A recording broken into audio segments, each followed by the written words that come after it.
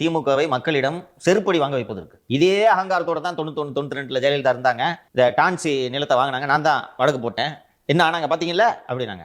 அதற்கு பிறகு 2001 ஆட்சிக்கு வந்தார். அதற்கு பிறகு 2011 ஆட்சிக்கு வந்தார். அதற்கு பிறகு 2016 ஆட்சிக்கு வந்தார். நீங்கள் அதற்கு பிறகு 10 ஆண்டுகள் கழித்து 2006 தான் ஆட்சிக்கு வந்தீர்கள், அதுவும் மைனாரிட்டி ஆட்சி. அதற்கு பிறகு 15 ஆண்டுகள் கழித்து தான் நீங்கள் ஆட்சிக்கு வர முடிந்தது இல்லையா? ஜெயலலிதா ஒன்றும் ஆகல. ஜெயலலிதா செய்தது போலவே டெண்டர் ஊழலில் விஜய் ஈடுபட்டிருக்காரு.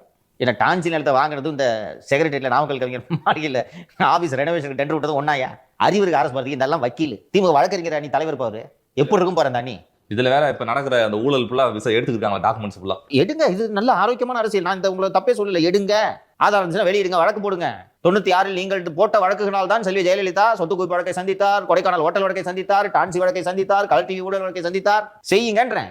அப்படி பெரிய ஊழல் எதுவும் நடக்கவில்லை. இங்க தப்புன்னு சுட்டி காட்டாலே திருத்திக்கிறாங்க. அப்படி ஊழல் இருந்துச்சுன்னா தைரியமா சந்தோஷமா எடுத்து வழக்கு போடுங்க. நான் வரவேற்கிறேன், பாராட்டுறேன் உங்களை.